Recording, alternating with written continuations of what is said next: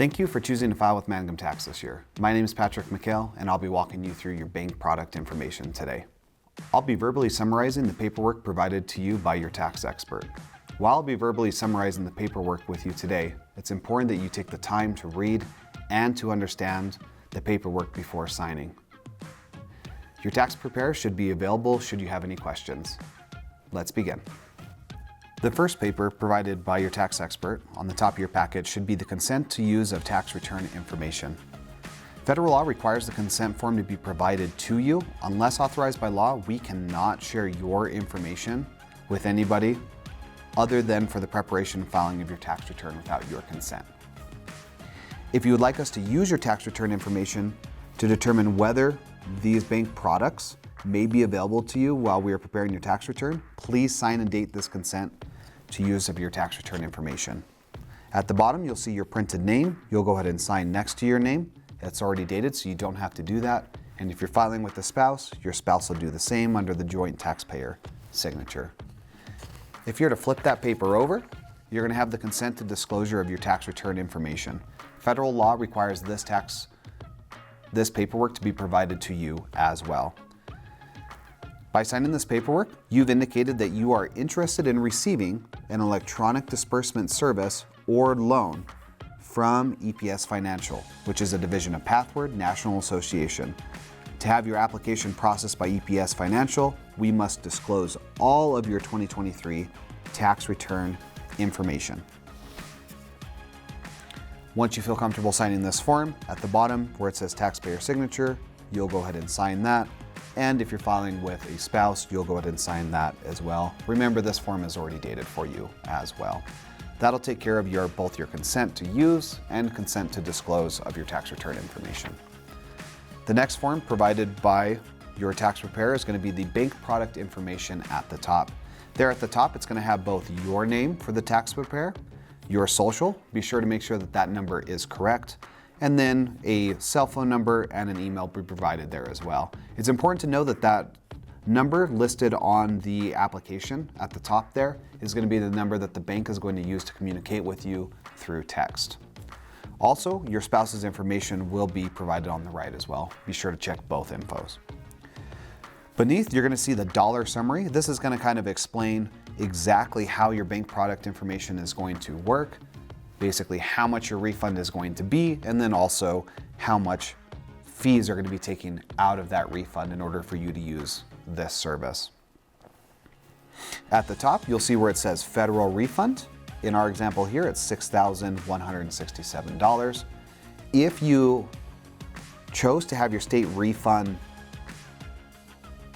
sent to you through the bank product as well, you will see that state information in there. In our example, there is no state refund, so that line is going to be blank. At the top, it's going to show you your refund processing fee, your tax preparation fee, and your software fee. That tax preparation fee, where it says Accurate Tax Solutions, LLC, those are our filing fees. In this example, it's $222.88. Those are fees that go directly to us once your refund arrives. At the top, where it says EPS Financial, that's the bank, EPS. They're going to be taking $39.95 out of your refund for their fees. And then just beneath that, where it says Drake Software, that's the software that we use to prepare your tax return. They're also going to take a fee out of your refund for processing this and sending it to the bank as well. That amount is $22.95. Beneath that, you're going to see the anticipated disbursement after fees. This is one of the most useful things to look at. When you're doing the refund transfer, under where it says Federal RT, you're going to see an amount of $5,881.22 in this example. What this means is, this is the amount that you can expect to receive once all the fees have been taken out. So in this example, if you were to take your federal refund of the $6,167, subtract out our filing fees, the bank's filing fees, and then the software fees, that would leave you with a refund of $5,881.22 after your fees have been taken out. Beneath that, under where it says disbursement method, you'll see that you can have one of three options check-marked. You can either have the physical check check-marked, the direct deposit, or prepaid card, depending on what you chose. So look for that check mark and make sure that's the way that you want to receive your funds. If you chose direct deposit, your routing number and your account number will be next to it. Be sure to double check that information as well. Once you're okay with this information, you'll sign at the bottom where it says taxpayer signature. You'll date it. Your spouse will also sign, and then your spouse will date the information as well. If you go ahead and flip that form over, you're going to see the Pathward Refund Disbursement Service disclosures. This is a form that's going to talk to you about some disclosures that the bank needs to let you know prior to you accepting this application. At the top, it says, if you're owed a federal tax refund, you have the right to choose how you will receive the refund. There are several options available to you. Some options are free. The tax refund disbursement option is not a free option, and the fees are outlined below. So beneath that, you're going to see a little table. On the left, it's going to say filing method. Next, it'll say disbursement, the estimated availability of your funds, and your tax preparation fees. These are examples of kind of timing in terms of how long it would take you to receive your funds. Under the filing method, you can have two options. You can choose to paper file your return or e-file your return. If you just decide to do a paper return, your funds could be available for 5 weeks or more, or 4 weeks or more if you decide to do direct deposit. Paper returns are not something we typically do anymore. It's kind of a slower method, so instead, you can always choose to e-file your return. Where it says e-file return, you'll notice that if you chose a paper check, typically that's available within 28 days. If you're choosing direct deposit, it's available within 21 days. With these options, you pay our filing fees directly up front. But since you're choosing the refund transfer, the bank is going to go ahead and take those fees out of your check. So what that means is your timing is going to be different than the amounts provided above. At the bottom, you're going to see another little table that talks about the e-file method. We're going to be e-filing your return for your bank product no matter what. That means you can either choose to have it as a check, direct deposit, or a prepaid card. No matter which one of those options you choose, the IRS estimated availability of funds should be within 21 days. And then instead of having to pay for your filing fees directly to your tax preparer, with the bank product, those fees get paid from your refund proceeds once everything's been sent to the bank account. So you don't pay anything up front today. Beneath that, it's going to talk about fees related to your service.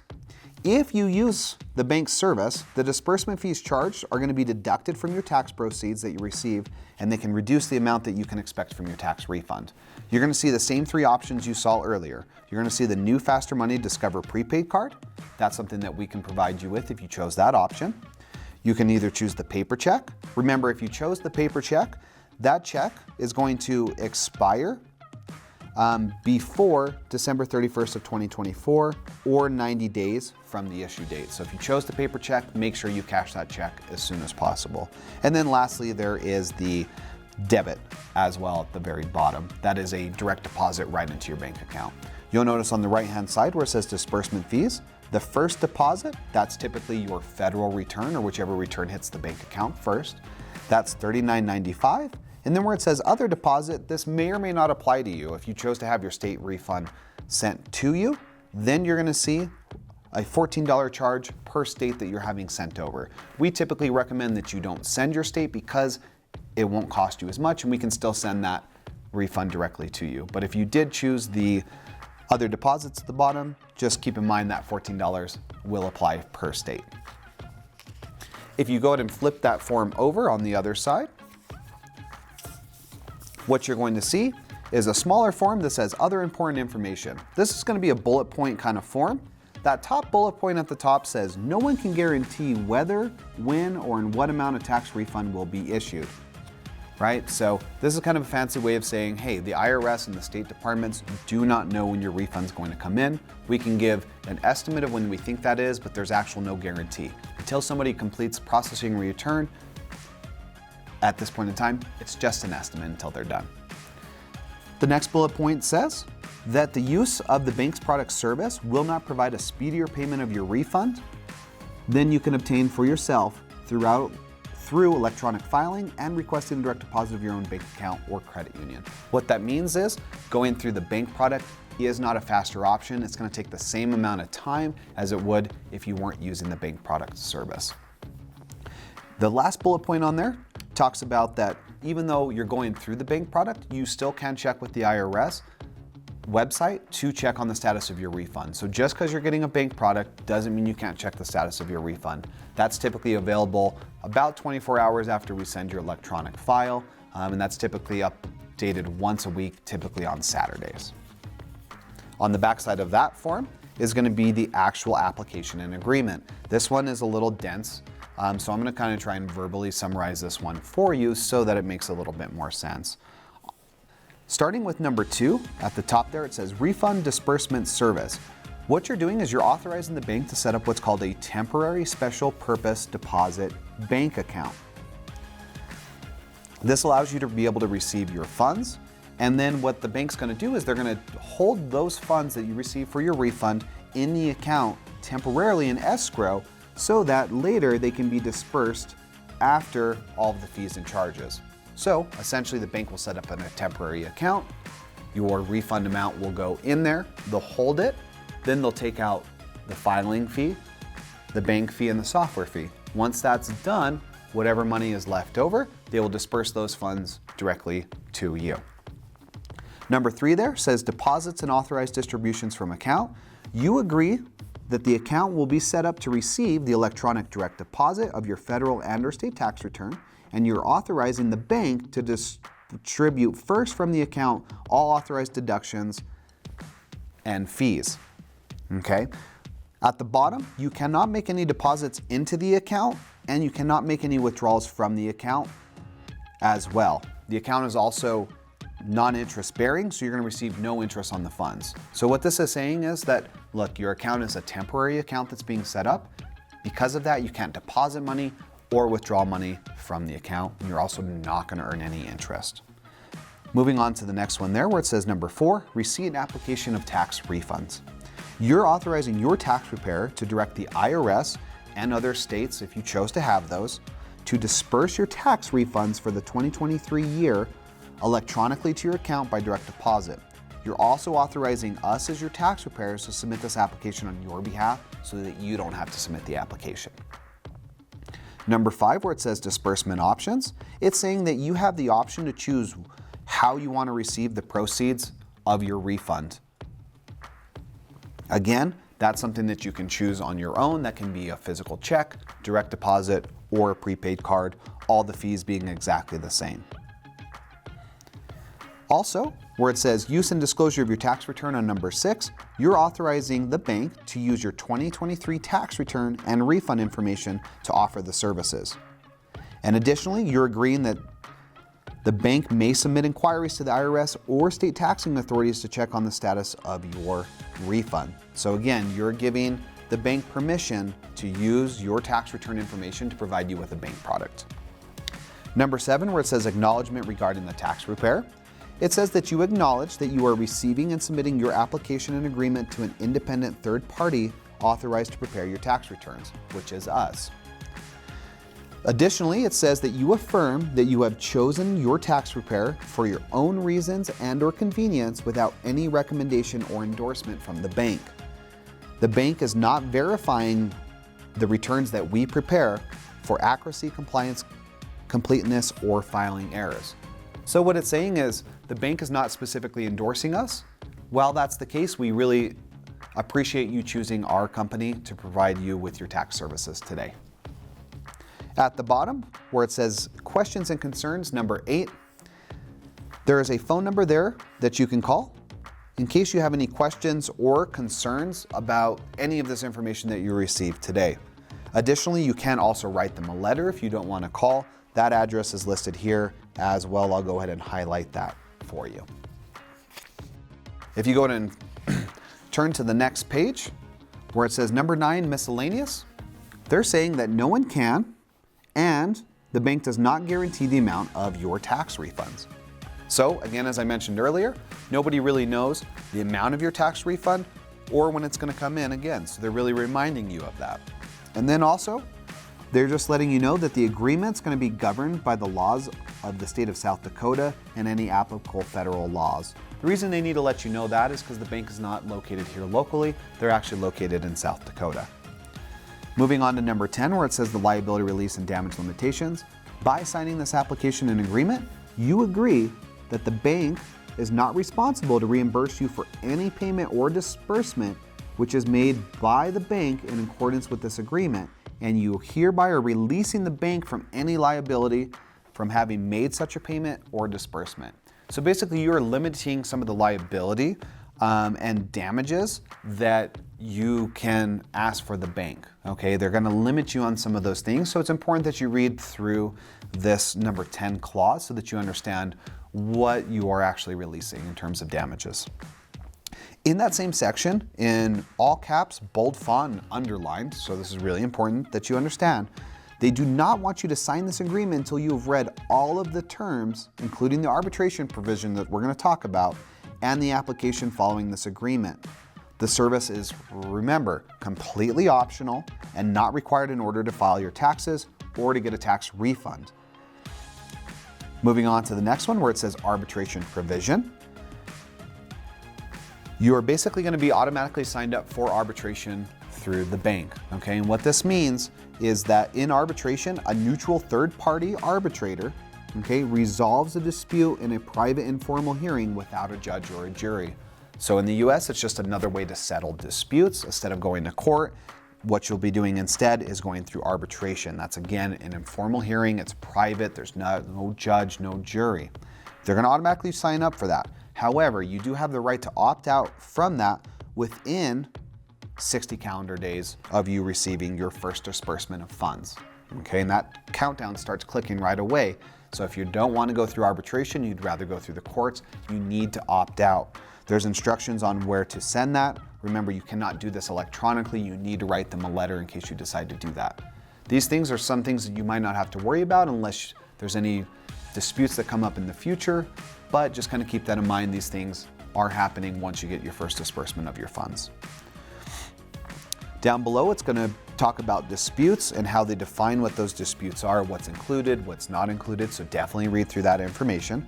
At the bottom, it's going to talk about administration. These are going to be the people that are going to be conducting the arbitration, so you should decide to do arbitration. Typically, it's the American Arbitration Association, which is the AAA. You may have heard of them. There's also JAMS, and then in any case where those two aren't available, they could choose any other administrator agreed to by both parties, yourself and the bank. And lastly, on this page, where it says election, if a party asserts a dispute in court and the other party elects arbitration, the dispute shall be arbitrated. So if this does go to court, but one of you or the bank decides, hey, we'd rather solve this through arbitration, it's just letting you know that's going to be arbitrated instead of being done through court. If you flip this page over, you're going to see at the top where it says class action waiver. This is pretty important. If a dispute is arbitrated, okay, so if you go to arbitration, no party will have the right to participate in a class action, private attorney, general action, or other representative action in court or in arbitration. Okay, so if you've ever seen any of those commercials that talk about jumping onto a class action lawsuit, if you see one of these, you will actually not have the option to do such thing. The governing law, it also explains that the Federal Arbitration Act, the AAA, is going to be governing this arbitration provision. Under where it talks about cost, hearings, and award, the bank is saying that they will pay all of your filing, administrative, hearing, and arbitrator fees if you act in good faith, cannot get a waiver of such fees, and ask us to pay. If you win in arbitration, okay, so if you go to arbitration and you win, the bank will pay the reasonable fees and costs for your attorney, experts, and witnesses that may have shown up for that arbitration. On the bottom, it talks about severability. This is a pretty boilerplate thing for most agreements. What it says is if any portion of this arbitration provision is held to be invalid or unenforceable, meaning down the future if laws change and they can't enforce this, right? The remaining provisions and portions of this agreement shall nevertheless remain in force, okay? So this is an important thing to read. If for some reason this can't be enforced, it doesn't mean you can throw out the whole agreement. You're just throwing out a specific clause, which in this case, they're talking about the arbitration clause. And super, super important, the last thing on this agreement page, number 12, talks about the jury trial waiver. Okay, this is important. Remember, if you're going through arbitration, there is no jury, right? Because you're not going to court, you're going through arbitration. So automatically, because of that, you're waiving your right to a jury trial. This is huge. So make sure that you understand this before you sign. On the very next page is going to be the actual application. Okay, so this is where you're actually going to be applying for the refund transfer product. At the top, it's going to talk to you about your disbursement methods that are available to you. Again, there's 3 options. You have the Faster Money Discover prepaid card, the paper check, or again, direct deposit right into your bank account. To the right of these, you'll notice the fees. Again, we already talked about this, but they want to remind you one more time because this is on the actual application. Remember, your first deposit is $39.95. That's the bank's fees. And then they're going to charge you an additional $14 if you choose to do any states along with that as well. All of the cost is exactly the same. So remember, doesn't matter which one of these options you choose, the price is the same. At the bottom, it's going to kind of itemize kind of that fees that are coming out of your return. I really like this option. I think this explains it the best. So in the top of this box where it says expected federal refund amount, and again, you might also see some states there as well. But in our example, the federal refund amount is $6,167. At the top, it's going to explain what the tax preparation fees are. Remember, these are the fees that go directly to us, $222.88 in this example. Then it's going to show you the software fee and any disbursement fees that go to Pathward, which is the bank, right? Those are your bank fees. In this case, that's $22.95 and $39.95 respectively. If you were to take the $22.88 and the $22.95 and $39.95 and add all of those together, then that total amount is going to show you where it says total deductions there at the bottom of $285.78. That means that's the total amount of money that's going to be taken out of your refund in order for you to use this product. So what that means is if you take your federal refund amount in this example of the $6,167, subtract the $285.78 out, remember those are fees, the total amount that you can expect to get dispersed to you is just whatever that difference is. In this example, it's $5,881.22. So if you want to know how much money you're going to have after all of this is said and done, that's the line you want to look at there at the bottom, the one that says estimated refund amounts paid to you. If you go ahead and flip this form over, on the back, there's going to be some certification. So before signing this application, you have to certify a few things. The first one is that everything that you said and provided is true and correct. 2, that you're at least 18 years old and have a valid ID. 3, that you understand that the refund disbursement service that you're going to be using is an optional product. It's not a loan or an extension of credit and not required in order to file your taxes or to receive a refund. Remember, this is an optional product. Number 4 says you are going to receive a copy of this application agreement. You'll receive that right after this video once you sign your return. The paperwork, your preparer will get you the copies that you need for this. Number 5 says that you're agreeing that the amounts on these papers are all estimated amounts, right? They're good faith estimates based on the amount of your tax filings. They're not the actual amounts. These are subject to change. Number 6 says that you're authorizing the bank to make the disbursements to you once they've taken out all the fees. So you need to understand that, right? They're not going to send you any of your proceeds from your refund until they've paid all the third parties and fees. Number 7 here says that you are selecting the disbursement option from above. So again, whatever you chose on this previous page, whether that's a check, direct deposit, or a prepaid card, you got to choose that option, right? Number 8 says that you're authorizing your tax preparer to submit this application on your behalf so that you do not have to send this paperwork yourself.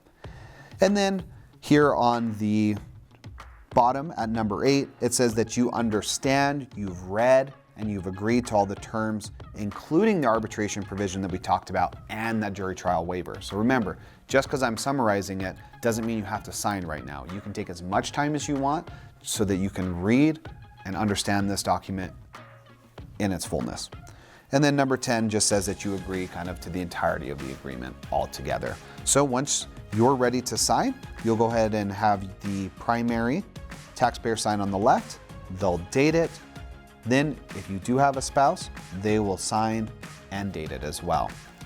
And that'll take care of the application portion of the refund transfer. Now, the last form that you're going to be looking at is a form that is required by the federal law to financial companies that are providing stuff. So I'm going to kind of explain kind of what this form means. I encourage you to look through this form because this talks about information that they're going to gather from you and how they're going to share that information. At the top, you'll see kind of a box that says why, right? So why do they have to give you this form? And again, federal law requires the bank to tell you how they collect, share, and provide and protect your personal information. Then you'll see it says what? What is the bank collecting? What kind of personal information? Well, they list a few things there. They list social security number and your income, your account balances and transaction history, and then your credit history and assets. And then of course, when you're no longer a customer with them, they may continue to share some of the information described in this notice. So it's important that you know what's still being shared. At the bottom, it says, how are they collecting this information? And again, they're gonna list some of the reasons they can share your information and then whether you can limit some of that sharing. So at the bottom there, you're gonna see kind of two columns. One is, does Pathward share? Remember, Pathward's the bank. And can you limit some of the sharing?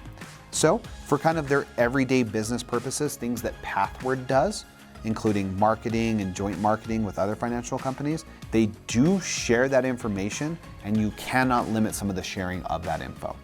Now at the bottom, just beneath that, the last four listed there, they talk about affiliates and non-affiliates and whether they're going to share your information with them for their business purposes and whether they're going to share information so that they can market to you. In this case, on this form, it explains that Pathward does not share. So the bank does not share this information with non-affiliates and affiliates.